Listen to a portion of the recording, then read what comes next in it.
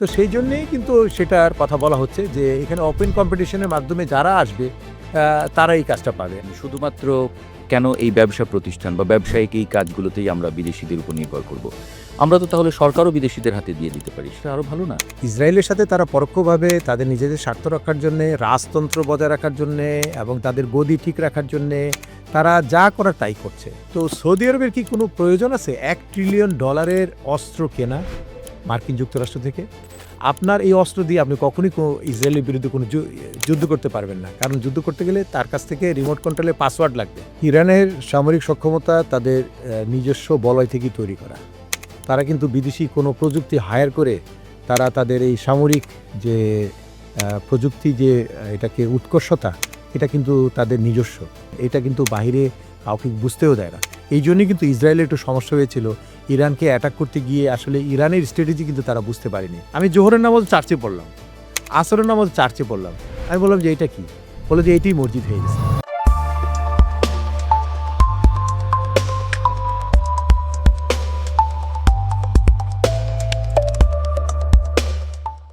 সুপ্রিয় দর্শক, আসসালামু আলাইকুম।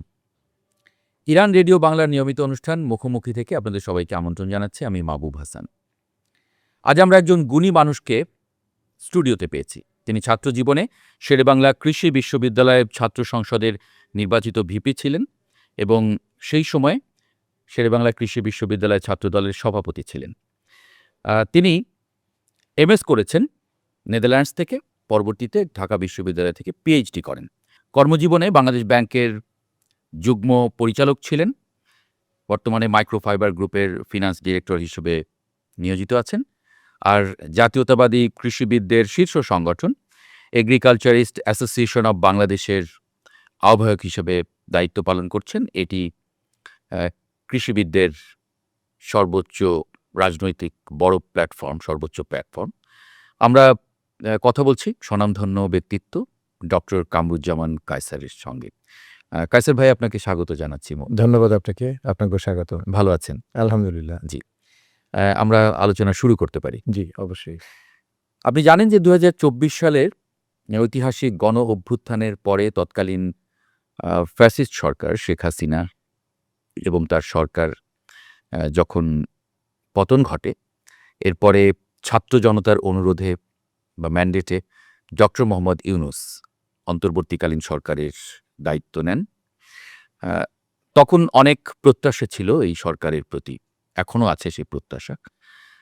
১৬ মাস অতিবাহিত হয়েছে। আপনি কতটা মনে করেন যে জনগণের সেই প্রত্যাশা এই সরকার পূরণ করেছে? আপনার মনে হয় সে আকাঙ্ক্ষা তারা বাস্তবায়ন করতে পেরেছে কিনা? ধন্যবাদ আপনাকে আমাকে আপনাদের জনপ্রিয় টিভি চ্যানেল ইরান রেডিওতে আমন্ত্রণ জানানোর জন্য, এবং আপনাদের অগণিত দর্শকদেরকে আমি ধন্যবাদ এবং কৃতজ্ঞতা জানাচ্ছি। আপনি যথার্থই বলেছেন যে একটি সফল গণঅভ্যুত্থানের মাধ্যমে এই সরকারের আগমন ঘটে ২৪ জুলাইতে। অলরেডি ১৬ মাস অতিক্রান্ত হয়ে গিয়েছে। জনগণের প্রাপ্তি এবং প্রত্যাশার যে একটা যোজন বিয়োজনের যে বিষয়টা আপনি তুলে ধরতে চেষ্টা করেছেন, সেটা যদি বলতে হয় তাহলে বলতে হবে যে আমাদের তো সবচেয়ে বড় অর্জন হলো একটা ফ্যাসিস্ট দীর্ঘমেয়াদী শাসনের অবসান। এটাই তো সাধারণ জনগণের একটা বড় প্রত্যাশা ছিল। আপনি দৃশ্যত উন্নয়নের কথা বলবেন, কিন্তু গণতন্ত্রের আ আ গলা আপনি চেপে ধরবেন, টুটি চেপে ধরবেন। আর আপনি উন্নয়ন বলে বাক স্বাধীনতা থেকে শুরু করে মানুষের মৌলিক অধিকার থেকে আপনি দূরে রাখবেন। এটা আসলে রিয়াল ডেমোক্রেসি নয়। যার জন্য একটা শ্বাসরুদ্ধকর পরিস্থিতি ছিল। এই সরকারের বিগত সরকারের পতনের ক্ষেত্রে আমরা যারা পেশাজীবী ছিলাম বা ছাত্র জনতা, আপামর জনতা, কৃষক, শ্রমিক, মেহনতি মানুষ সবাই কিন্তু উদ্বিগ্ন, এবং সবাই কিন্তু একটা প্রত্যাশা ছিল যে বাংলাদেশে আমি একটা ভালো নির্বাচন এবং একটা অংশগ্রহণমূলক নির্বাচন, যেখানে জনগণ তার নিজের ভোটাধিকার বা নিজের রায়কে সে দিবে। এটা কিন্তু একটা সবার কিন্তু একটা একটা লালিত স্বপ্ন। কিন্তু সেটা থেকে কিন্তু আমরা প্রায় ১৬ বছর বঞ্চিত ছিলাম। আপনি জানেন যে আমাদের সময়ে, বা আমি যদি পূর্বের কথা বলি, ২০০৮ এর পূর্বের কথাও যদি বলি, যেভাবে যে নির্বাচনগুলোও হয়েছে না কিনা, সেখানে অন্তত মানুষের অংশগ্রহণ ছিল, একটা উৎসবমুখর পরিবেশ ছিল। মানুষের ভোটের, ভাতের, বাক স্বাধীনতার একটা স্পেস ছিল।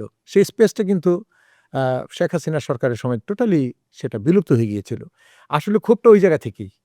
ক্ষোভটা সেখান থেকেই। তো সেক্ষেত্রে যেভাবেই হোক একটা আ গণ অভ্যুত্থান সফলভাবে এটা যারা সম্পাদন করতে পেরেছে, ছাত্র জনতা সম্মুখভাগে ছিল এবং তার পিছনে আমাদের যারা স্বৈরাচার বিরোধী আ যে সংগঠনগুলো, গণতান্ত্রিক রাজনৈতিক যে সংগঠনগুলো আমরা ছিলাম, সবার সম্মিলিত প্রচেষ্টায় একটি সফল গণ অভ্যুত্থান হয়েছে এবং প্রফেসর ইউনূস সেখানে আ উনি এ দেশের হাল ধরেন এবং সেটা আপনি বলতে পারেন যে উনার হাল ধরার পরে আমরা কি পেয়েছি? আমরা কি বিগত সরকারের চেয়ে আমাদের প্রত্যাশা প্রাপ্তির কি আ কিছু বেশি কিছু আ সম্মিলন ঘটেছে নাকি আমরা আরো পিছিয়ে গেলাম? তো সেটা যদি বলতে হয় তাহলে অনেক বিশ্লেষণ। তো আমি এক কথায় যেটা বলতে চাই সেটা হলো যে আমাদের একটা উত্তরণ ঘটেছে। আমাদের শ্বাসরুদ্ধকর পরিস্থিতি থেকে আমরা উত্তরিত হয়েছি এবং আপনার ধরেন আমি এই কথাটা অনেক জায়গায় বলি যে ধরেন শেখ হাসিনার পতন হয়তো ৫ই আগস্টে হলো না। তাহলে কিন্তু তার আরেকটা পতন হতে পারত। সেটা আমি শ্রীলঙ্কার উদাহরণ দেই। অর্থনৈতিক অবস্থা এতটাই নাজুক পরিস্থিতিতে চলে গিয়েছিল, তার নিজের দলের যারা নেতাকর্মী তারাই ভিট্টো করত। কারণ আপনি কিন্তু ব্যাংকে গেলে পরে ব্যাংকে টাকা পেতেন না। আপনার যে ডিপোজিট যে মানিটা সেটা আপনি তুলতে পারতেন না। তারপর আপনার আইনশৃঙ্খলা পরিস্থিতি থেকে শুরু করে তাদের নেতাদের মধ্যে যে কোন্দল এবং মানে মানুষের একটা শ্বাসরুদ্ধকর পরিস্থিতি যে আ একটা গোষ্ঠী খুব বেশি লাভবান ছিল।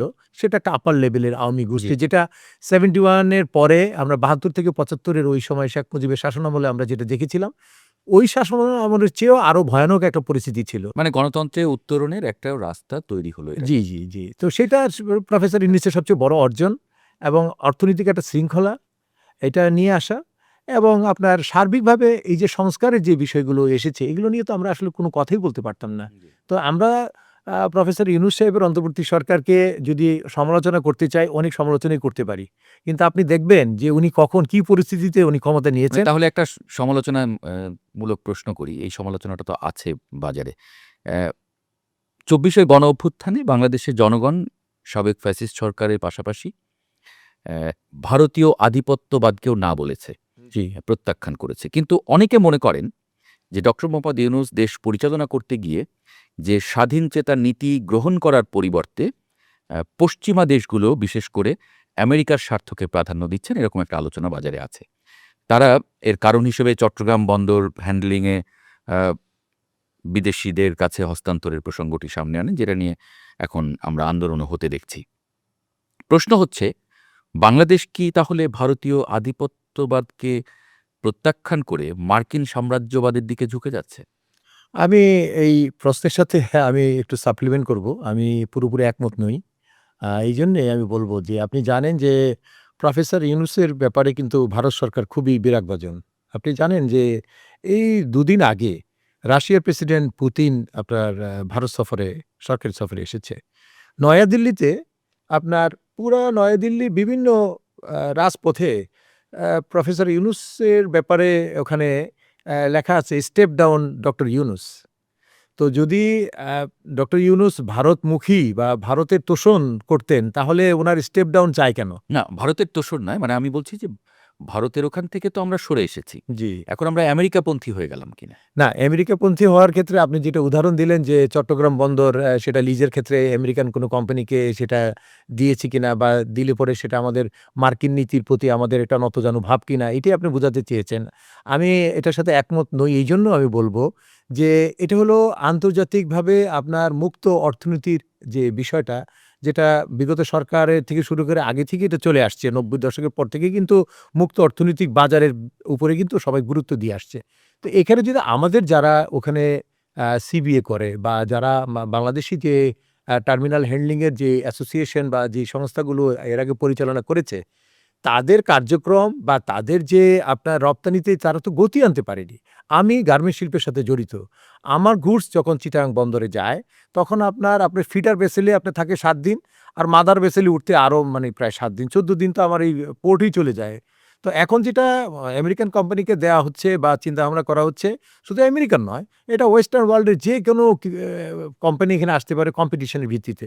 সেটা আমেরিকার কোম্পানি পাবে নাকি ইউরোপিয়ান কোম্পানি পাবে এটা জানার বিষয় নয়। তো এখানে আসলে যেটা হবে আপনার ২ দিনে আপনার গুডস কিন্তু আপনার মাদার ভেসেলে করে চলে যাবে, আপনার ডেস্টিনেশনে চলে যাবে। Efficiency আপনি কি এই দক্ষতাটা চান? আপনি কি আমাদের এই যে সাপ্লাই চেইনটাকে উন্নত করতে চান? নাকি আমাদের বায়ারদের কাছে কি শুনতে হবে যে তোমাদের এখানে আমরা গুডস যখন অর্ডার দেই, এই গুডস পেতে আমাদের ১.৫ মাস ২ মাস লাগে। আমরা যদি এখানে ১৫ দিন সেভ করতে পারি, তাহলে তো আমাদের গুডসটা আগে চলে যাবে, আমরা কিন্তু অর্ডার আরও বেশি পাবো। আমাদের রিসাইক্লিং হবে, আমাদের মার্কেটিংটা আরও শার্প হবে। তো সেই জন্যেই কিন্তু সেটার কথা বলা হচ্ছে যে এখানে ওপেন কম্পিটিশনের মাধ্যমে যারা আসবে তারা এই কাজটা পাবে। আর আরেকটা বিষয় আপনি লক্ষ্য করবেন, এটার সাথে আমি একটু জোরে দেই। আপনার ঢাকায় যে নতুন যে 3rd টার্মিনাল যেটা হয়েছে, যেটা এখনো চালু হয়নি, এটা সফট ওপেনিং একবার হয়েছিল, লোক দেখানো শেখ হাসিনার সময় আরকি। যাই হোক, সেটা এখন চালু করবে বলে এই সরকার ভাবছে, অথবা নির্বাচিত নতুন সরকার হয়তো এটা চালু করবে। এইটাও কিন্তু আপনার চালু করার আগেই এখানে যে বেসামরিক বিমান চলাচল কর্তৃপক্ষের অধীনে যেসব সংস্থাগুলো বা সিভিল এভিয়েশনের একটা গ্রুপ চাচ্ছে যে এটা বাংলাদেশি কোম্পানি হ্যান্ডলিং করবে। আপনি জানেন আমাদের যাত্রীদের কি দুর্ভোগ। যাত্রীরা যখন বিদেশ থেকে আসে তাদের লাগেজ কাটা পড়ে। তো যাত্রীরা যখন আসে তাদের কাঙ্ক্ষিত সেবা তারা পায় না। তো সেটাকে আপনি আমলে নিবেন? নাকি এখানে একটা জাপানিজ একটা কোম্পানিকে এটা দেয়ার কথা ভাবা হচ্ছে, এবং তাদের সাথে একটা মানে দীর্ঘমেয়াদী চুক্তি হবে, এবং তাদের ভিতরে ডিজিটাল সিস্টেমে তথ্য প্রযুক্তির সুষম প্রয়োগ ঘটিয়ে যাত্রীদের সর্বোচ্চ সেবা দিবে। তা আমরা তো সর্বোচ্চ সেবা চাই। যারা চায় না তারা দুর্নীতিবাজ। তারা চায় যে যাত্রীদের বলেন বা আমাদের ব্যবসা-বাণিজ্যকে তারা হ্যাম্পার করে তাদের নিজস্ব স্বার্থসিদ্ধির জন্যই কিন্তু আজকে এই কথাগুলো আসছে। এই যে মার্কিন কোম্পানিকে দেয়া, জাপানিজ কোম্পানিকে দেয়া, এগুলো কি ধরনের কথাবার্তা? যে ভালো করবে, আপনি ভালো করলে তো আর বাইরের কথা আমাদের আসতো না। তো এগুলো একটা অপপ্রচার আমি মনে করি। আমরা মনে করি কম্পিটিশনে যে আসবে সেটা যে কোম্পানি হোক, যে দেশেরই হোক, তাদেরকে দিতে হবে। তবে সেটা ইন্টারন্যাশনাল কম্পিটিটিভনেস বজায় রাখতে হবে। আর দেশের স্বাধীনতা সার্বভৌমত্ব যাতে তাদের দ্বারা কোনোভাবেই লঙ্ঘিত না হয়। তো এইটা আপনি দেখেন যে আজকে আমেরিকান এই কোম্পানিকে দেওয়ার জন্যে এত কথা আসছে। তাহলে আমাদের দেশে তো এরকম মাল্টিন্যাশনাল কোম্পানি অনেক আছে। তা আপনি মাল্টিন্যাশনাল কোম্পানিকে ফরেন ডাইরেক্ট ইনভেস্টমেন্টে কেন দিয়েছেন? আপনার চিটাগাঙ্গে আপনার কোরিয়ান ইপিজেড আছে। তাহলে কি কোরিয়ান ইপিজেডের যে মিস্টার কিহাক সাং, তাহলে উনি কি নিয়ে গেল? কোরিয়ায় নিয়ে গেল এই ইপিজেডটা? মানে এই আলোচনাটা তোলা যায় কিনা তাহলে? যে শুধুমাত্র কেন এই ব্যবসা প্রতিষ্ঠান বা ব্যবসায়িক এই কাজগুলোতেই আমরা বিদেশিদের উপর নির্ভর করব? আমরা তো তাহলে সরকারও বিদেশিদের হাতে দিয়ে দিতে পারি। সেটা আরো ভালো না? বিদেশিরা আমাদেরকে হ্যান্ডেল করলো। আ এখানে সবকিছু দুর্নীতি না, হয়। এটা আবার নেদারল্যান্ডস অনেক ভালো করছে। জি। নেদারল্যান্ডস খুবই মানে এফিশিয়েন্টলি তারা দেশটা চালাচ্ছে। তো আমরা এরকম নেদারল্যান্ডসের পলিটিশিয়ানদের হাতে যদি দেশ দিই না, এটা তো আবার অন্য একটা প্রসঙ্গ হয়ে গেল। আমার দেশের স্বাধীনতা সার্বভৌমত্ব বজায় রেখেই তো আমার দেশ পরিচালিত হবে। আমি আমার যে পলিসি মেকিং এর জায়গায় বিদেশিদেরকে হায়ার করব কেন? আমার দেশ চালানোর ক্ষেত্রে সুষ্ঠু সুন্দরভাবে ওগুলো তো বলা হচ্ছে যে ওগুলো খুবই স্ট্র্যাটেজিক জায়গা। হ্যাঁ, বন্দর, বিমানবন্দর এগুলো হুম। খুবই স্ট্র্যাটেজিক এবং অনেক গোপনীয়তা বজায় রাখতে হয়। অনেক, অনেক বিষয় আছে সেগুলো। সেগুলো বিদেশিদের হাতে এগুলো যারা এই আন্দোলনগুলো করছে এটা তাদের যুক্তি এরকম। না, কিন্তু এই যুক্তি আমি মনে করি না এটা ভালো। কারণ এটা আমাদের যে অর্থনৈতিক স্থবিরতা, আমাদের যে একটা আমি যেটা বললাম সাপ্লাই চেইন, এবং আমাদের যে শিপমেন্টের ভিতরে যে একটা আপনার এক্সিলারেশনটা আসছে না। আমার ২ সপ্তাহ থাকছে আমাদের গুডস এখানেই পড়ে থাকে। ঠিকই আছে। এফিশিয়েন্ট করা আর উনারা বলছে ২ দিন। মেক্সিমাম ২ দিনের মধ্যে গুডস ডেলিভারি হয়ে যাবে। আরেকটি আলোচনা আছে যে ডক্টর ইউনূস সরকার পশ্চিমাদের স্বার্থে আরেকটি কাজ করেছেন। তিনি বাংলাদেশে জাতিসংঘ মানবাধিকার কমিশনের দফতর খোলার অনুমতি দিয়েছেন। কিন্তু এর আগে জাতিসংঘের এই দপ্তর যেসব দেশে প্রতিষ্ঠিত হয়েছে, সেসব দেশে পরবর্তীতে দেখা গেছে গৃহযুদ্ধে আক্রান্ত হয়েছে। তাহলে আমাদের দেশে এই দপ্তর কেন আসলো? এটা নিয়ে অনেকে প্রশ্ন করছেন। অনেকে বলছেন যে এই ধরনের কাজগুলো করার জন্যই আ একসময়ে নোবেল শান্তি পুরস্কার দিয়ে ডক্টর ইউনূসকে প্রস্তুত করা হয়েছিল। পশ্চিমারা সেটা প্রস্তুত করে রেখেছিল। মোক্ষম সুযোগটি তারা কাজে লাগিয়েছে। আপনার কি পর্যবেক্ষণ? হ্যাঁ, ধন্যবাদ আবার আপনাকে। আসলে আন্তর্জাতিক মানবাধিকার কমিশন, আ সেটা ইউএন বডি সম্ভবত, তাই না? জি। ইউএন বডি, অ্যা সেই সংস্থাটা, তাদের ইউএন বডি রিকগনাইজড বডিগুলো আরকি। তো সেখানে ইউএনএইচসিআর আছে। এই যে রোহিঙ্গারা এসছে, তাদের লুক আফটার করার জন্যে রিফিউজি কমিশন আছে এখানে।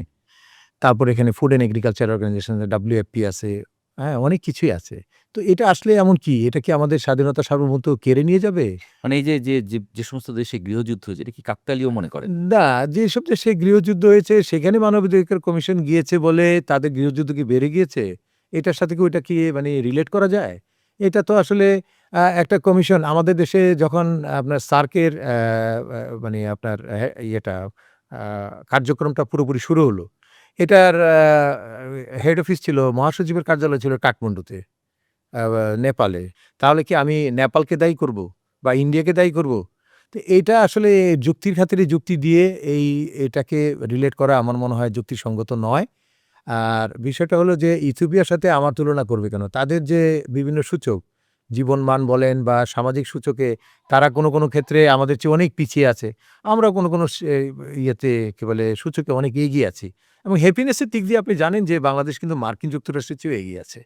তাহলে আমরা মানে মানবাধিকার কমিশনের একটা অফিসকে বাংলাদেশে তাদেরকে খোলার অনুমতি দিলে পরে আমরা আমাদের গৃহযুদ্ধ বেজে যাবে। আ আমি এটার কোনো লক্ষণ আমি মনে করি না এবং এটার কোনো যথার্থতা বা এটার একটা যৌক্তিক কারণ আমি খুঁজে পাই না আরকি। আমি মনে করি যে যত ইন্টারন্যাশনাল বডি আমাদের দেশে থাকবে, আমরা এটা হলফ করে বলতে পারবো যে ইন্টারন্যাশনাল অ্যামনেস্টি আমাদের দেশে আছে। এটাও তো আমাদের একটা গর্বের বিষয় তো যদি আপনি অন্যভাবে চিন্তা করেন আরকি। তো আপনি ধরেন যে আইএলওর অফিস হলো আপনার ইয়েতে সুইজারল্যান্ডে। তারপরে আপনার বিশ্ব স্বাস্থ্য সংস্থার অফিস আপনার সুইজারল্যান্ডে। তো সুইজারল্যান্ডকে কিন্তু একটা মিনি ইউএন কান্ট্রি বলা হয়। তো অনেকগুলো সংস্থা আছে ওখানে। হুম, হুম। তো সেক্ষেত্রে কি তাদের স্বাধীনতার সার্বভৌমত্ব নষ্ট হয়েছে? বা ওখানে লেবার আনরেস্ট হয়েছে? আইএলওর অফিস জেনেভাতে থাকার কারণে কি ওখানে লেবার আনরেস্ট হয়েছে? এটা কি এটার সাথে ওটা রিলেট করলে কি এটা হবে? তা আচ্ছা। আমি মনে করি যে এগুলো সমালোচনার জন্য সমালোচনা অনেকভাবেই করা যায়। একটা গোষ্ঠী আছে যে প্রফেসর ইউনূসের কোনো কার্যক্রমই তাদের ভালো লাগে না। কারণ তারা আ মানে পতিত ফ্যাসিস্ট গোষ্ঠীর তারা অনুসারী। তারা এখন ডাইরেক্ট কিছু না বলে ইনডাইরেক্ট এই ইস্যুগুলোকে সামনে নিয়ে আসছে। এটাই হলো যথার্থতা। আচ্ছা। আগামী জাতীয় সংসদ নির্বাচনে তফসিল ঘোষণা হয়ে গেছে। নির্বাচন হবে কি হবে না কিংবা কবে হবে এ নিয়ে গত ১৬ মাস ধরে নানান জল্পনা, কল্পনা, বিভিন্ন ধরনের আলোচনা এগুলো হচ্ছিল। তফসিল ঘোষণার মধ্য দিয়ে আপাতত তার একটা অবসান হলো বলে মনে করা হচ্ছে। এখন প্রশ্ন হচ্ছে দেশে কি সুষ্ঠু নির্বাচন করার মতো পরিবেশ আছে বলে মনে করেন? আমি তো মনে করি যে এখন পর্যন্ত যে পদক্ষেপগুলো সরকার এবং নির্বাচন কমিশন নিয়েছে কার্যতভাবে আমরা যা দেখছি তাতে তো মনে হয় একটা ভালো নির্বাচন হবে। নির্বাচনটা ভালো হওয়ার ক্ষেত্রে রাজনৈতিক দলেরও অনেক ভূমিকা আছে। এখানে যারা স্টেক হোল্ডার আছে তাদের একটা গুরুত্বপূর্ণ একটা ভূমিকা থাকবে এবং অল পার্টিস পার্টিসিপেটরি যে ইলেকশনের কথা যেটা বলা হচ্ছে এর আগে কিছুদিন আগেও আমরা জানতাম যে আ আওয়ামী লীগ এবং তার সহযোগী সংগঠন বা সহযোগী রাজনৈতিক মিত্র যারা আছে তাদেরকে নির্বাচন করতে দেয়া হবে না। কিন্তু দুদিন আগে থেকে আমরা জানলাম যে আনিসুল ইসলাম মাহমুদ সাহেব উনি যে জাতীয় পার্টি লিড করছেন একটা গ্রুপ এবং আনোয়ার হোসেন মঞ্জু যে হুম। জেপি এরা কিন্তু মানে একটা জয়েন্ট একটা ইয়ে করেছে, প্রেস কনফারেন্স করেছে। একটা তারা জোট হয়েছে একটা জোট আরো করেছে কয়েকটা এবং দল তারা মিলে। আরো কয়েকটা দল নিয়ে তারা নির্বাচনে আসবে। এটা একটা ভালো দিক এবং আপনার জিএম কাদের সাহেবের যে মূল জাতীয় পার্টি যেটা আ সেও কিন্তু নির্বাচন করার জন্য উদগ্রীব। তাকেও নির্বাচনে অংশগ্রহণ করার জন্যে সে কিন্তু অলরেডি একটা স্পেস চাচ্ছে। আগে বলা হতো যে না আওয়ামী লীগের সাথে তাকেও ব্যান্ড করা হবে। কিন্তু এটাও কিন্তু এখন উঠে গিয়েছে। তারাও নির্বাচন করবে। একমাত্র পতিত ফ্যাসিস্ট আওয়ামী লীগ সরকার নির্বাচন করতে পারবে না। তো তাই যদি হয় তাহলে তো আমি মনে করি যে বাংলাদেশে আ মোর দ্যান 30 পলিটিক্যাল পার্টি নির্বাচনে অংশগ্রহণ করবে। আর জোট ভিত্তিক বলা হলে প্রায় ৭-৮ টা জোট অংশগ্রহণ করবে। তো সেক্ষেত্রে তো আমি মনে করি যে একটা উৎসবমুখর পরিবেশ বিরাজ করবে নির্বাচনের ক্ষেত্রে। আর মানুষ মুখিয়ে আছে। দীর্ঘদিন পর ভোট কেন্দ্রে যাবে, ভোট দিবে। যাকেই দেক, যাকেই তারা মনোনয়ন করে ক্ষমতায় আনুক সেটা কোনো বিষয় না। কিন্তু একটা উৎসবমুখর পরিবেশ আমি লক্ষ্য করছি। আমি ঢাকার বাইরে একবার গিয়েলাম। এই এ নির্বাচন কার্যক্রম আমার এক ছোট ভাই ইলেকশনে দাঁড়িয়েছে বাংলাদেশ জাতীয়তাবাদী দল থেকে। আমি তো দেখলাম যে গ্রামে-গঞ্জে এই যে শীতের মৌসুমে বিভিন্ন চায়ের স্টলে, পথে-ঘাটে বিভিন্ন প্রান্তরে মানুষের মধ্যে শুধু নির্বাচনী কথাবার্তা। কাকে ভোট মানে দিবে, আপনি কিভাবে বা করা যাবে। আমি তো আপনি মনে মনে করি একটা করছেন যে ভালো ভালো নির্বাচন হবে। নির্বাচনের পরিবেশ এখন আছে। আমরা এবারে যদি একটু মধ্যপ্রাচ্যের দিকে দৃষ্টি দেই।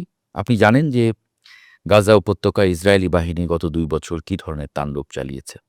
কি গণহত্যা সেখানে তারা করেছে এবং আ গত মাসে হামাসের সঙ্গে ইসরায়েলের যে একটা শান্তি চুক্তি হয়েছে সেটা খুবই তখন খুবই প্রশংসিত হয়েছিল এবং ভাবা হচ্ছিল যে সেখানে হয়তো আপাত এই যুদ্ধবিরতিটা কার্যকর হবে।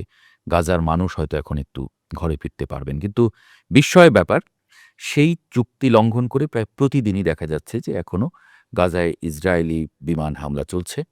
প্রচুর ফিলিস্তিনি শহীদ হচ্ছেন এখনো। এর আগে ২ বছরের গণহত্যার সময় যেমন পশ্চিমারা আ নিশ্চুপ ছিল, এখনো দেখা যাচ্ছে যে তারা নীরব, তারা কোনো স্টেটমেন্ট দিচ্ছে না, চুপ আছে। এ বিষয়ে আসলে আপনার কি পর্যবেক্ষণ? আ আপনি জানেন যে ইসরায়েল এমন একটা বিস্ফোরা রাষ্ট্র, মধ্যপ্রাচ্যে সহ সারা দুনিয়াতে। তারা মার্কিন যুক্তরাষ্ট্রের সরাসরি সহযোগিতায় তারা তাদের যে যুদ্ধনীতি, এটাকে অব্যাহত রেখেছে। মুখে তারা যাই বলুক না কেন, তাদের একটা ক্লিনজিং প্রোগ্রাম তাদের আছে। এই ক্লিনজিং প্রোগ্রামটা হলো মধ্যপ্রাচ্যে গ্রেটার ইসরায়েল প্রতিষ্ঠা করা। আজকে গাজাকে নিয়ে যে খেলা হচ্ছে, এটা তো একটা সিম্বলিক। এটাই তাদের শেষ নয়। আপনার গত মাসে ইসরায়েলের প্রধানমন্ত্রী আ বেঞ্জামিন নেতানিয়াহু সে বলেছে যে পশ্চিম আ অঞ্চল যেটাকে ওয়েস্ট ব্যাংক বলা হয়, পশ্চিম তীর, এটাও তারা ইসরায়েলের অধীনে নিয়ে নিচ্ছে। এটা পার্লামেন্টে কিন্তু একটা আইন তারা পাস করেছে।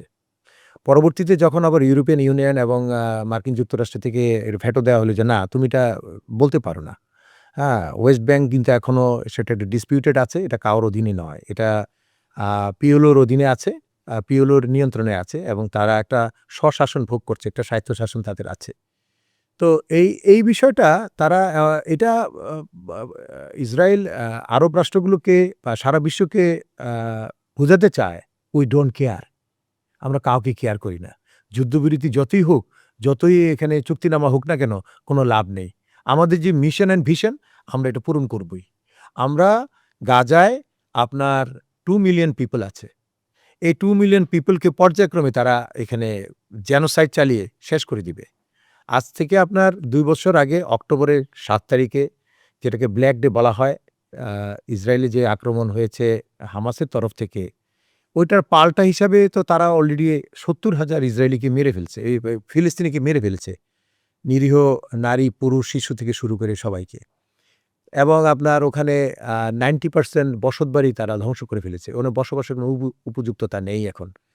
তো এই যে তারা এগুলো করছে এবং তাদের যে চুক্তি হলো, সেই চুক্তিতে মার্কিন যুক্তরাষ্ট্র, ইসরায়েল এবং আপনার আরব রাষ্ট্রগুলো সহ সবার কিন্তু এখানে একটা কনসেন্ট ছিল যে আর কোনো হত্যা হবে না বা এখানে আর কোনো যুদ্ধ চালানো যাবে না। যুদ্ধবিরতি কার্যকর হবে। পর্যায়ক্রমে এই যুদ্ধবিরতিটা আপনার ৩য়, ৪র্থ ধাপ আছে। এখন ২য় ধাপ পেরিয়ে ৩য় ধাপে এখন আছে। তো ১ম, ২য় ধাপে তারা যে প্রেশারটা দিয়েছিল যে হামাসকে, যে তাদের যে জিম্মিগুলো ছিল এগুলোকে আ জীবিত তাদেরকে মুক্তি দিতে হবে। অলরেডি ২৩ জন ইসরায়েলিকে মুক্তি দিয়েছে এবং কিছু লাশও ছিল তাদের। ডেড বডিও কিন্তু তারা উদ্ধার করেছে। যখনই তারা জীবিত এবং মৃত লাশগুলো তাদের কবজায় নিয়েছে, তারপর থেকে তাদের উন্মাদনা, তাদের যুদ্ধের যে দামামা আরও তারা বাড়িয়ে দিয়েছে। তাহলে এরা আসলে কোনো চুক্তি বা কোনো যুদ্ধবিরতির যে কনসেপ্টে তারা বিশ্বাসী না। তাদের কথা হলো যে, "আমরা জেনোসাইড করব, কোনো মুসলিম আমাদের এই ইসরায়েলি টেরিটরিতে আমরা থাকতে দিব না।" এবং এটাকে এই আ গাজাকে আল্টিমেটলি তারা তাদের একটা আ রাজ্য হিসেবেই তারা নিয়ে নিবে এবং এটা আমেরিকারও সাপোর্ট আছে। আমেরিকার সাপোর্টের কারণেই কিন্তু আজকে ইসরায়েল এই এই একটা বিশ্বে এই ধরনের প্রভাব দেখানোর। প্রভাব দেখাচ্ছে আরকি। জি। গাজা উপত্যকায় গত ২ বছরের বেশি সময় গণহত্যার কথা যেটি আপনি বললেন, সেখানে যে মানবাধিকারের কথিত রক্ষক পশ্চিমা দেশগুলো নীরব ছিল। আপনার উত্তরের মধ্যেও সেটা অনেকটা পরিষ্কার। আ সে প্রসঙ্গে মধ্যপ্রাচ্যের আরব দেশগুলিও গাজাবাসীর পাশে দাঁড়ানোর পরিবর্তে ফিলিস্তিনিদের উপর চালানো গণহত্যা তারা দেখেছে, চেয়ে, চেয়ে দেখেছে, তারা নিশ্চুপ থেকেছে। কোনো ক্ষেত্রে ইসরায়েলকে সহায়তা করার খবরও এসেছে। এই বিষয়টিকে আপনি কিভাবে দেখেন? আপনি জানেন যে, যেকোনো যুদ্ধ বলেন বা যেকোনো বিরোধ বা যেকোনো বিষয়েই কিন্তু পক্ষ-প্রতিপক্ষ দুটোই থাকে এবং কিছু গুপ্ত ঘাতক থাকে এবং কিছু আপনার সহযোগী আ কিছু গোষ্ঠী থাকে, যারা অত্যাচার যারা করে তাদের পক্ষে গোপনে তারা মানে তারা একটু আঁতাত করে। 1971 এ আমাদের দেশে কি হয়েছিল? আমাদের দেশে রাজাকার, আল শামস, আল বদর এই গ্রুপগুলো কিন্তু পাকিস্তানি হানাদার বাহিনীদেরকে সহায়তা করেছিল তারা। তাই না? তো আরেকটা গোষ্ঠী নীরব ছিল, মুক্তিযুদ্ধে যায়নি। তো এই ধরনের যে বিষয়, এটা তো ওয়ার্ল্ড পলিটিক্সের মধ্যেও সেটা কিন্তু দৃশ্যমান বা সেটার উপস্থিতি আছে বলে আমি মনে করি। আর ইসরায়েলের কাছ থেকে কিছু, কিছু আরব রাষ্ট্র আ মানে ডাইরেক্টলি বলেন আর ইনডাইরেক্টলি বলেন, তারা কিন্তু বেনিফিশিয়ারি। তারা বেনিফিশিয়ারি কিভাবে? তারা বেনিফিশিয়ারি অস্ত্র, তারপর তাদের তথ্যপ্রযুক্তি এবং তাদের কৃষি পণ্য, কনজিউমার প্রোডাক্টস, এগুলো কিন্তু ইসরায়েলের কাছ থেকে কিন্তু ইনডাইরেক্টলি তারা পাচ্ছে। আপনি জানেন আমাদের দেশেও কিন্তু অনেক কনজিউমার প্রোডাক্টস আছে, যেগুলো কিন্তু মেড ইন ইসরায়েল। ইসরায়েল থেকেই কিন্তু এগুলো সারা বিশ্বে ছড়িয়ে যাচ্ছে। এখন যদি তারা বলে যে, "না, আমরা ইসরায়েলি কোনো পণ্য আমরা গ্রহণ করব না", তাহলে তাদের জাতি এবং আন্তর্জাতিক বাজারই নষ্ট হয়ে যাবে। দুবাই চলছে কিন্তু আপনার পুরোপুরি ইসরায়েলের ব্যাকআপে চলছে। আপনি বাহরাইন বলেন, তারপরে আপনার কুয়েত বলেন, কাতার বলেন, ইভেন সৌদি আরব বলেন, তারা উপরে যতই তারা বিরোধিতা দেখাক, ভিতরে, ভিতরে কিন্তু তাদের একটা ব্যবসায়িক কারণে এবং তাদের আঞ্চলিক অখণ্ডতার স্বার্থে তারা কিন্তু একটা আপোস করে চলছে। এই আপোসকামিতাটাই আজকে হামাস এবং স্বাধীনতাকামী ফিলিস্তিনের জন্য একটা কাল হয়ে দাঁড়িয়েছে। আর না হলে ইসরায়েলের মতো একটা ছোট রাষ্ট্র, এই ২২,০০০ বর্গ কিলোমিটারের একটা ছোট রাষ্ট্রকে আপনার মিশর বলেন বা এদিকে জর্ডান বলেন বা এদিকে সিরিয়া বলেন, তারা কিন্তু যথেষ্ট তাকে মানে দমন করার জন্যে। কিন্তু ওই যে আ এ ডিভাইড অ্যান্ড রুল সিস্টেমে চলছে তারা। আপনি ইসরায়েল এবং আমেরিকা সবসময় আরব রাষ্ট্রগুলোর ভিতরে একটা কোন্দল লাগিয়ে তারা ইসরায়েলকে টিকে থাকার জন্যে সহায়তা করে যাচ্ছে। এইটা হলো মূল কারণ। জি। আরব দেশগুলোর পাশাপাশি ওআইসি নামে মুসলমানদের একটি শক্তিশালী সংগঠন ছিল, যার কথাকে অমুসলিম বিশ্ব একসময় যথেষ্ট গুরুত্ব দিত। মুসলিম বিশ্বের বিশেষ করে ফিলিস্তিনিদের যেকোনো স্বার্থ সংশ্লিষ্ট বিষয়ে ওআইসি কোনো সিদ্ধান্ত নিলে তাকে পশ্চিমারা সমীহ করত। যেটা বলছিলাম যে গুরুত্ব দিত এই কারণে। সেই ওআইসির কথা এখন আর শোনা যায় না। মনে হয় এমন কোনো সংস্থা পৃথিবীতে কখনো ছিল না। এই শক্তিশালী ইসলামী সংস্থার যে মৃতপ্রায় অবস্থা, তার জন্য আপনি আসলে কোন ফ্যাক্টরগুলোকে দায়ী করবেন? ধন্যবাদ আপনাকে আবারও। ওআইসির যে মিনিংটা সেটা হলো অর্গানাইজেশন অফ ইসলামিক কনফারেন্স। কিন্তু বর্তমানে এটার নাম দাঁড়িয়েছে অর্গানাইজেশন অফ ইনঅ্যাক্টিভ কাউন্সিল। তো এটা আমি এইজন্যই বললাম যে তারা নাম সর্বস্ব বা সাইনবোর্ড সর্বস্ব একটা সংগঠনে আছে, যেটা আমি আমার একটু আগে আমি বললাম যে ইসরায়েলের সাথে তারা পরোক্ষভাবে তাদের নিজেদের স্বার্থ রক্ষার জন্যে, রাজতন্ত্র বজায় রাখার জন্যে এবং তাদের গদি ঠিক রাখার জন্যে তারা যা করার তাই করছে। আপনি দেখেন, যখন আপনার ট্রাম্প মিডল ইস্টে যায়, তখন সে বড়, বড় চুক্তিগুলো করে আসে। কি চুক্তি করে আসে? যেখানে 660 বিলিয়ন ইউএস ডলারের আপনার একটা ওয়েপন ট্রিটি হওয়ার কথা সৌদি আরবের সাথে। সেখানে ট্রাম্প সাহেব বললেন যে, "১ ট্রিলিয়ন থেকে সামান্য কিছু বাকি আছে। বাকিটা পূরণ করে দাও।" সাথে, সাথে রাজি হয়ে গেল। 1 ট্রিলিয়ন ইউএস ডলার তারা কিন্তু রাজি হয়ে গেল যে, তো সৌদি আরবের কি কোনো প্রয়োজন আছে ১ ট্রিলিয়ন ডলারের অস্ত্র কেনা মার্কিন যুক্তরাষ্ট্র থেকে? এইটার তো কোনো প্রয়োজন নাই। এবং এই অস্ত্রটার একটা বড় অংশ কিন্তু মার্কিন যুক্তরাষ্ট্র এবং ইসরায়েলই দিচ্ছে। তারাই দিচ্ছে, আবার রিমোট কন্ট্রোলও তাদের কাছে। আপনার এই অস্ত্র দিয়ে আপনি কখনোই ইসরায়েলের বিরুদ্ধে কোনো যুদ্ধ করতে পারবেন না। কারণ যুদ্ধ করতে গেলে তার কাছ থেকে রিমোট কন্ট্রোলের পাসওয়ার্ড লাগবে। তো এই যে এমনকি অবস্থা, চুক্তিতেও থাকে যে এই হ্যাঁ, বিমানগুলো ব্যবহার করতে পারবা। চুক্তিতে কিছু ক্লজ থাকে যে, হ্যাঁ, তুমি এই কাজ করতে পারবা, তোমার সীমানার বাইরে তুমি এটা নিয়ে যেতে পারবা না। ওকে।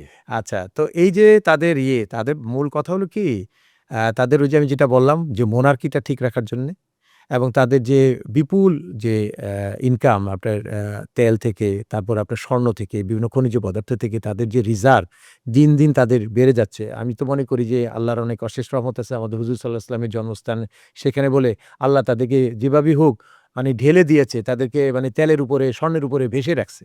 আর না হয় এই সৌদি আরবকে আমার মনে হয় ওই আমাদের এই রোজা এবং এই হজের সময় আমাদের হাজির সাহেবরা যে আগে যেটা জেনেছি আমাদের পূর্বপুরুষদের কাছ থেকে, যে আমাদের জাকাত ফেতরা দিয়েই তারা চলতো আরকি। এখন তাদের অনেক সম্পদ হয়ে গেছে, অনেক কিছু হয়েছে, এগুলো রাখার জন্যে তারা রাজতন্ত্রের যে প্রিন্স এবং প্রিন্সেসরা তারা সৌদি আরবের মার্কিন যুক্তরাষ্ট্র, ইউরোপিয়ান ইউনিয়ন থেকে শুরু করে সবার তোষামোদী করে চলছে। নিজের স্বার্থ বিকিয়ে দিয়ে, দেশের স্বার্থ, আঞ্চলিক স্বার্থ সবকিছু বিকিয়ে দিয়ে কিন্তু তারা তোষামোদীতে লিপ্ত। এইজন্যই আজকে ওআইসি ইনঅ্যাক্টিভ হয়ে যাচ্ছে এবং ওআইসি ইনঅ্যাক্টিভ হওয়ার পিছনে পশ্চিমা বিশ্ব, মার্কিন যুক্তরাষ্ট্র, ইসরায়েলের তো মদদ আছেই। তো আমরা বুঝতে পারি না যে অ্যারাবিয়ান যে লিডার্সরা তারা বুঝেও না বুঝার ভান করছে। তারাও জানে যে আমরা ওআইসিকে কেন অ্যাক্টিভ করি না। ওআইসি যদি আমরা অ্যাক্টিভ করতে পারতাম তাহলে আমাদের এখানে একটা সমতা আসতো। আমাদের এখানে একটা শান্তি প্রতিষ্ঠার ক্ষেত্রে আমাদের একটা ব্যালেন্সিং একটা পরিবেশ তৈরি হতো। কিন্তু তারা এটা করবে না। কারণ তারা তাদের নিজের ইচ্ছায় চলে না। তারা তাদের পরাশক্তি যারা আছে, তাদের প্রভু যাদেরকে মনে করে, তাদের কথায় চলার কারণে আজকে এই যে ওআইসি বলেন বা আরও কিছু তাদের যে বডি আছে, এগুলোকে তারা ইনঅ্যাক্টিভ করে রাখছে। জি। আরব দেশগুলোর কথা যখন উঠল তখন সৌদি আরবের অভ্যন্তরীণ একটি বিষয়ে আপনি খুব গুরুত্বপূর্ণ কথা বলছিলেন। সেটা মানে কিছু স্থাপনা যেগুলো এড়িয়ে যাওয়ার কোনো সুযোগ নেই। মুসলমানদের দুটি সেরা পবিত্র স্থান আপনি বলছিলেন, যে দেশে অবস্থিত, যে মক্কা, দেশে মদিনা।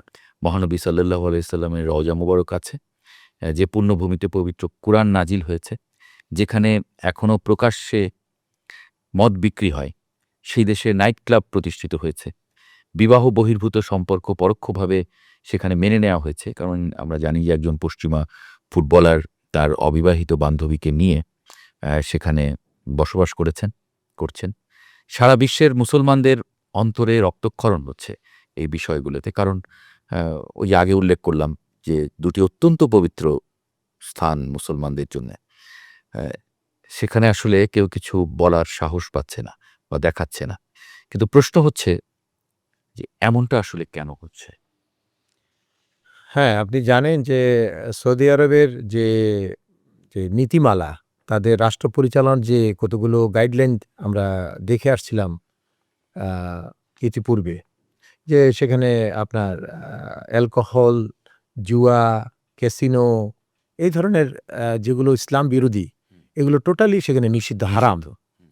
হারাম হিসেবে চিহ্নিত হয়ে আছে। এখন তারা আস্তে, আস্তে এগুলোকে তারা মুক্ত বাণিজ্যের কথা বলে সেগুলোকে তারা আহ্বান করছে। তারা ১ম কি করল? তারা পর্যটনকে প্রমোট করল। তো তারা বলছে যে, "যদি আমাকে পর্যটন প্রমোট করতে হয়, তাহলে আমাকে অ্যালকোহল দিতে হবে, নাহলে বিদেশিরা এখানে আসবে না।"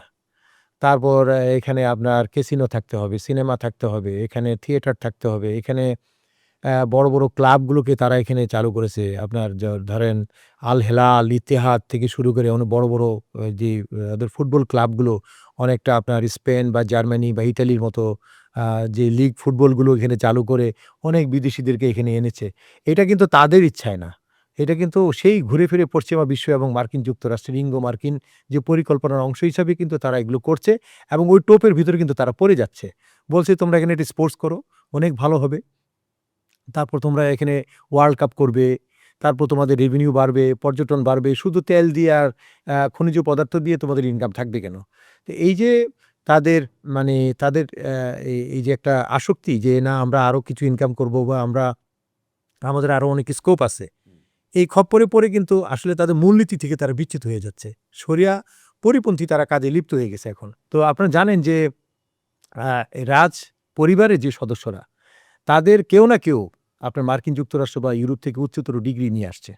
তাদেরকে কিন্তু আসলে ফ্রি অফ কস্ট বলেন বা সৌদি গভর্নমেন্ট কিন্তু তাদেরকে পড়িয়ে আনছে। তাদের পছন্দের দেশ হলো মার্কিন যুক্তরাষ্ট্র সবার আগে। তারপরে ইউরোপের বিভিন্ন দেশ আরকি। তো সেখান থেকে শুধু তারা পড়ালেখা করে যে উচ্চতর ডিগ্রি নিয়ে আসছে তা কিন্তু নয়। আপনি সিআইএ বলেন, মোসাদ বলেন বা আরো যে গুপ্ত যে সংগঠনগুলো আন্তর্জাতিকভাবে যেগুলো আছে, এরা যারা ইসলাম বিরোধী বা ইসলাম ফোবিয়া যাদের মধ্যে আছে, তারা একটাই তাদের চিন্তাভাবনা যে এদেরকে যারা পলিসি মেকার সৌদি আরবের, এদেরকে যদি আমরা বিদেশে পড়ালেখা করার পাশাপাশি তাদেরকে যদি আমরা একটু ব্রেইন ওয়াশ করে দিতে পারি, ওয়েস্টার্ন ওয়ার্ল্ডের সাথে তাল মিলানোর কিছু রীতিনীতি চালু করার একটা ব্যবস্থা যদি করে দিতে পারি, তাহলে আমাদের সুদূর প্রসারী আমাদের যে লক্ষ্য অর্জিত হবে, সেটাই তারা করছে এবং সেই ফাঁদে তারা পাড়া দিচ্ছে এবং ঘুরে ফিরে ওই একটাই যে আমার রাজতন্ত্র যেভাবে হোক বহাল থাকতে হবে। জি, আপনি যেটা বারবার বলছিলেন। মধ্যপ্রাচ্যের তেল সমৃদ্ধ আরব দেশগুলো যখন ইসলামের মূল চেতনা থেকে দূরে সরে যাচ্ছে, তখন ইরানকে আমরা স্রোতের উল্টো দিকে হাঁটতে দেখছি। গত জুন মাসে ইসরায়েল ইরানে হামলা চালানোর আগে ইরান ২ বার ইসরায়েলে ক্ষেপণাস্ত্র হামলা চালিয়েছে। তৃতীয়বার তো ইরান ইসরায়েলের সঙ্গে প্রায় ১২ দিনের একটা আহ, আত্মরক্ষামূলক যুদ্ধ করতে দেখা গেছে। এই ১২ দিনের যুদ্ধে ইরান যে ক্ষয়ক্ষতির শিকার হয়েছে তা হয়েছে শুধুমাত্র ফিলিস্তিনকে সমর্থন দেওয়ার জন্য। এবং এর বাইরে আমেরিকা বা ইসরায়েল যত পরমাণু কর্মসূচির কথাই বলুক না কেন, এটা তো আপনি স্বীকার করবেন যে সবাই যখন আমেরিকা এবং ইসরায়েলের চাটুকারিতা করে তখন ইরানের এই সাহসী ভূমিকা সেটা নিশ্চয়ই অগ্রগণ্য। আপনি কিভাবে দেখেন এটাকে? হ্যাঁ, এটা ঠিকই বলেছেন। ইরান তো অনেক আত্মপ্রত্যয়ী একটা জাতি। যেটা আশেপাশের অন্যান্য দেশের ক্ষেত্রে সেটা আমরা লক্ষ্য করছি না। সবাই চাটুকার যে কথাটা আপনি বললেন। সবাই কিন্তু আপনার পশ্চিমা গোষ্ঠীর চাটুকার হিসেবেই তারা টিকে আছে। আর যদি চাটুকারিতা না করে তাদের গদি থাকবে না। কিন্তু ইরানের আ একটা বড় শক্তি হলো যে তারা কখনো পরাধীনতা মানে না। তাদের যদি হাজার বছরের পুরনো ইতিহাস যদি আপনি পর্যালোচনা করেন, দেখবেন যে তারা কিন্তু মুজাহিদ এবং তারা কিন্তু কখনোই কোনো রাষ্ট্রের সাথে যুদ্ধ করে তারা পিছপা হয়নি। আপনি দেখেছেন প্রায় ৮ বছর ইরাকের সাথে যুদ্ধ হয়েছে। কিন্তু শেষ পর্যন্ত কিন্তু ইরাককেই নমনীয় হয়ে একটা আপোসে আসতে হয়েছে। তো ইরান কিন্তু এমন একটা জাতি যে তারা স্বাধীনচেতা এবং তারা আ মানে কারোর অন্যায়কে তারা প্রশ্রয় দেয় না। এবং সেখানে দেখেন এত বড়, বড় রাষ্ট্র থাকা সত্ত্বেও আপনার প্রায় অ্যাম কত প্রায় ১৫০০ মাইল দূরে যে ইসরায়েলের অবস্থান সেখানেও কিন্তু তারা মিসাইল অ্যাটাক করেছে। তারা তাদের সীমিত স্বার্থ দিয়ে যা পেরেছে সেটা করেছে। এর যদি কিয়দংশ অন্যান্য আরব রাষ্ট্রগুলো করত তাহলে ইসরায়েল এত ব্যাপক ম্যাসাকার করতে পারত না আপনার এই ফিলিস্তিনের উপরে। তো তাদের দৃঢ়তা, আত্মপ্রত্যয় এবং তাদের ডিফেন্স আ খুবই শক্তিশালী। যে এই ডিফেন্স সম্পর্কে যেহেতু আপনি এলেন, যদি এই প্রশ্নটা করি যে ওই যুদ্ধে ইরান আ ইসরায়েলকে একটা শক্তিশালী জবাব দিয়েছে এটা সবাই স্বীকার করে। যে কারণে আমেরিকা তড়িঘড়ি করে এসে এই শান্তি চুক্তি করিয়েছে ২ দেশের মধ্যে এমনটা আলোচনা আছে। আ ইরানের এই সামরিক সক্ষমতা সম্পর্কে আসলে আপনি কি মূল্যায়ন করবেন? ইরানের সামরিক সক্ষমতা তাদের নিজস্ব বলয় থেকেই তৈরি করা। তারা কিন্তু বিদেশি কোনো প্রযুক্তি হায়ার করে তারা তাদের এই সামরিক যে প্রযুক্তি যে এটাকে উৎকর্ষতা, এটা কিন্তু তাদের নিজস্ব। এটা কিন্তু কারোর কাছ থেকে হায়ার করে তারা করে না। তাদের যে এয়ারফোর্সের যে অফিসাররা, তাদের নিজস্ব প্রশিক্ষণ। তারপরে তাদের ডিফেন্সে যারা বিশেষ করে ল্যান্ড ফোর্সে আছে বা নেভালে আছে, তারা সবকিছু কিন্তু তারা নিজেদের প্রযুক্তির মাধ্যমে হুম। তারা কিন্তু তাদেরকে ডেভেলপ করাচ্ছে। তাদের যে দক্ষতা, উৎকর্ষতা সবকিছুই কিন্তু আভ্যন্তরীণ। এটা কিন্তু বাহিরে কাউকে বুঝতেও দেয় না। এইজন্যই কিন্তু ইসরায়েলের একটু সমস্যা হয়েছিল। ইরানকে অ্যাটাক করতে গিয়ে আসলে ইরানের স্ট্র্যাটেজি কিন্তু তারা বুঝতে পারেনি। মোসাদের কিছু আপনার গুপ্তচর তারা কিন্তু ইরানে তারা দীর্ঘদিন ধরে কাজ করছিল যে ইরানের স্ট্র্যাটেজিটা কি? সামরিক যে তাদের একটা কৌশল, এটা জানার জন্য কিন্তু মোসাদের অনেক গুপ্তচর কিন্তু তেহরানে ছিল বা সারা ইরানব্যাপী ছিল। সেটা আপনারা জানেন পরবর্তীতে তারা ধরা পড়েছে। তাদেরকে আইনের আওতায় এনে তাদেরকে ফাঁসিও দেওয়া হয়েছে। তো ইরানের প্রযুক্তি বোঝা কিন্তু মার্কিন এবং আ ইসরায়েলের বোঝাটা খুব কষ্টকর। খুবই কষ্ট করে হলেও তারা বুঝতে পেরেছে তাদের কিভাবে অ্যাটাক করা যায়। এজন্য তারা এয়ার মিসাইল অ্যাটাক করেছে। তারপর এটা এয়ার ছাড়া তো তাদের অ্যাটাক করার কোনো সুযোগ নেই। স্থলপথেও পারবে না বা নৌপথেও পারবে না। তারপরেও কিন্তু ইরান সমুচিত জবাব দিয়েছে। প্রাথমিকভাবে হয়তো ইরানের কিছু ক্ষয়ক্ষতি হয়েছে আচমকা একটা আক্রমণের কারণে। কিন্তু পাল্টা হিসাবে তাদের যে মিসাইল এবং তাদের যে আ দূরপাল্লার যে ক্ষেপণাস্ত্রের যে আঘাত, এটা ইসরায়েলকে বিস্মিত করেছে। ইসরায়েল এবং আমেরিকা বুঝতেই পারেনি যে ইরানের সামরিক শক্তি এত শক্তিশালী এবং এত কৌশলী। যে কারণে তড়িঘড়ি করে এবং যে কারণে তড়িঘড়ি করে আপনার ১২ দিনের মাথায় আ ট্রাম্প প্রশাসন এবং ট্রাম্প নিজে উদ্যোগী হয়ে আ যুদ্ধটাকে স্থগিত ঘোষণা করে। জি, আমরা অনুষ্ঠানের একেবারে শেষ পর্যায়ে এসেছি। আর ২-১ টি প্রশ্ন হয়তো আপনাকে করব। আপনি জানেন যে সারা বিশ্বে মুসলমানদের সংখ্যা প্রায় ২০০ কোটির মতো। কিন্তু এই মুসলিম জনগোষ্ঠী বিশ্বের বড় ধরনের অ্যা কোনো বিপর্যয় সৃষ্টিতে কখনোই ভূমিকা রাখেনি। কোনো বিশ্বযুদ্ধ শুরু করেনি তারা, কোনো বিশ্বযুদ্ধ করেনি। তারা অ্যাটম বোমা মারেনি কারো উপরে বা কোনো দেশের বিরুদ্ধে আগ্রাসন চালায়নি। কিন্তু তারপরও সবাই কেন আসলে মুসলমানদের ইমেজ নষ্ট করতে এত তৎপর? ইহুদি বলেন, খ্রিস্টান বলেন, হিন্দু বলেন, সবাই মুসলমানদের বিরুদ্ধচারণ করে। যখন তারা মুসলমানদের বিরুদ্ধে বিরুদ্ধচারণ করে সবাই এক হয়ে যায়। সবগুলো একাট্টা। এটার কি কারণ মনে করেন? ধন্যবাদ আপনাকে। আপনি জানেন যে ইসলাম একটি ধর্ম, সেটা শাশ্বত চিরন্তন একটি ধর্ম। এই ধর্মের ভিতরে আপনার শান্তির বার্তা আছে। এই ধর্মের ভিতরে মানুষের প্রাত্যহিক জীবনযাপন চলার থেকে শুরু করে আপনার মানুষের একটা সুন্দর আম সৃষ্টি এবং আপনার আ তার উন্নয়নের ক্ষেত্রে যে আপনার কিছু হাদিস কোরআনে যে শরিয়া ভিত্তিক কথাবার্তাগুলো বলা আছে, বিশেষ করে কমপ্লিট কোড অফ ইসলাম আ বলতে যেটা বুঝায়, কোরআনকে যেটা বুঝাই আমরা। এই কোরআনকে যারা শিখেছে বা কোরআন সম্পর্কে যারা রিসার্চ করেছে, তাদেরই সবচেয়ে ভয়ের কারণ। তারাই সবচেয়ে ভয় পায়। যে একমাত্র কোরআনই হলো আসমানি কিতাব, যেই কিতাবের ভিতরে যে ভার্সেস গুলো উল্লেখ করা আছে, এই যে আয়াতগুলো আছে, এই আয়াত একদমই আপনার বাংলাদেশের আমি বলব না এটা, সারা বিশ্বের সব মানুষের জন্য একটা উপযোগী একটা পন্থা এবং এটা কিন্তু একদম শাশ্বত। একটা আ জের জবর পর্যন্ত আজ পর্যন্ত চেঞ্জ হয়নি।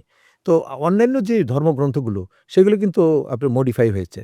আপনি বলেন এই বাইবেলের কথা যদি আমরা বলি, ওল্ড টেস্টামেন্ট, নিউ টেস্টামেন্ট হয়েছে এবং তারা কিন্তু আগে বলেছে মদ, তারপরে আপনার ফ্রি মিক্সিং ছেলে-মেয়েদের এগুলো কিন্তু একসময় কিন্তু খুবই রেস্ট্রিক্টেড ছিল। পরবর্তীতে দেখেছে যে না, যুগের সাথে তাল মিলিয়ে এটাকে আবার ফ্রি করে দিয়েছে। তো এটা তো আসলে আসমানি কিতাব হলো না। তো যার কারণে আ মুসলমানদের ব্যাপারে যারা এগুলো বলছে, তারা কিন্তু আসলে প্রকৃতপক্ষে কোরআনকেই ভয় পাচ্ছে এবং কোরআনের নিহিত যে সুন্দর আ যে আ বার্তাগুলো, এগুলো যখন অন্যান্য ধর্মের লোকরা জানছে, তখন কিন্তু একটা ইসলামিক ফোবিয়া দাঁড়িয়ে যাচ্ছে। আপনি জানেন যে ইসলামকে প্রচার করার জন্যে আমাদের কিন্তু এত অর্থকড়ি ব্যয় করতে হয় না। ইসলামে বা ইসলাম ধর্মে যোগদান করার জন্যে বিভিন্ন ধর্ম থেকে কিন্তু আপনার এখানে যোগদান করছে। আপনি ইন্ডিয়াতে দেখেন, ইন্ডিয়ার জনগোষ্ঠীর আপনার কিন্তু প্রায় ৪০ কোটি কিন্তু মুসলমান এখন। কিন্তু তারা অফিসিয়ালি তারা বলে যে মাত্র ২০ থেকে ২৫ কোটি আছে। হ্যাঁ? তারপরে আপনার আরো অন্যান্য যেগুলো আপনার নন মুসলিম কান্ট্রি, সেখানে কিন্তু মুসলিমের জাগরণ হচ্ছে। এটা রেনেসা। এই জাগরণটা কেন হচ্ছে? এটা রেনেসা। এটা কিন্তু বলা আছে। এটা কি কারণে হচ্ছে? এটা রেনেসা কারণ এইজন্য এত বলা আছে যে আপনার কোরআন সত্য। কোরআনের ভিতরে যে নিহিত যে বার্তাগুলো, আয়াতগুলো এগুলো একদমই আপনার আধুনিক বিজ্ঞানের সাথে, আধুনিক যুগের সাথে সামঞ্জস্যপূর্ণ। এমন সামঞ্জস্যপূর্ণ যেই ভার্সেসটা আপনার ইয়েতে লেখা আছে, কোরআনে লেখা আছে, প্রাত্যহিক জীবনের সাথে এটা পুরোপুরি মিলে যাচ্ছে। অন্য ধর্মগ্রন্থগুলোর যে বার্তাগুলোর সাথে প্রাত্যহিক জীবন বা আধুনিক বিজ্ঞানের কোনো মিল নেই।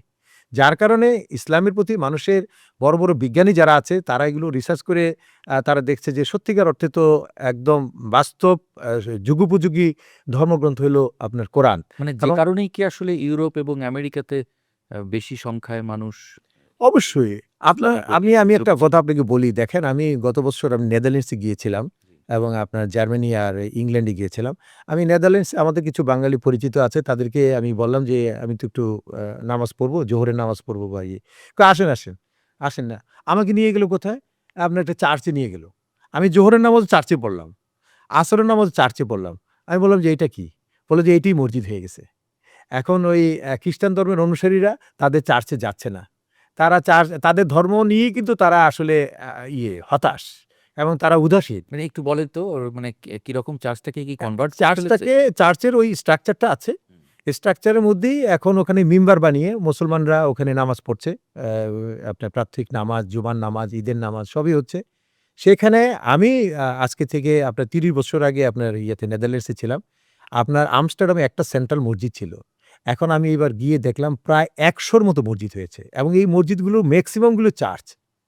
90% এর উপরেই হলো আপনার পুরনো যে চার্চগুলো তারা বিক্রি করে ফেলেছে মুসলমানদের কাছে, যে আমাদের ধর্মের অনুসারীরা তো আমাদের কাছে আসে না। তোমাদের ধর্মের লোকজন তো দিন, দিন বেড়ে যাচ্ছে।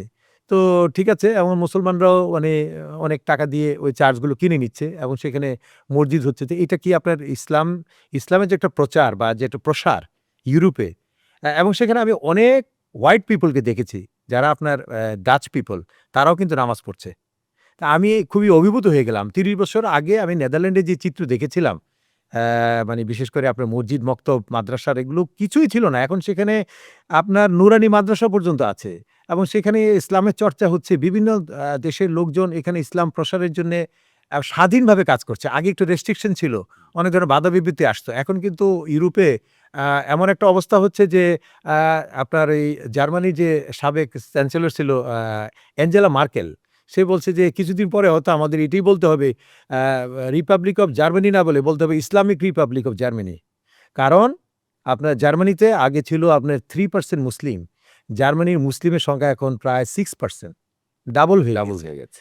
তা আপনার নেদারল্যান্ড বলেন, স্পেন বলেন, ইটালি বলেন, সব জায়গায় কিন্তু আপনার মসজিদ বাড়ছে, মানে এটা কি অনুসারী বাড়ছে।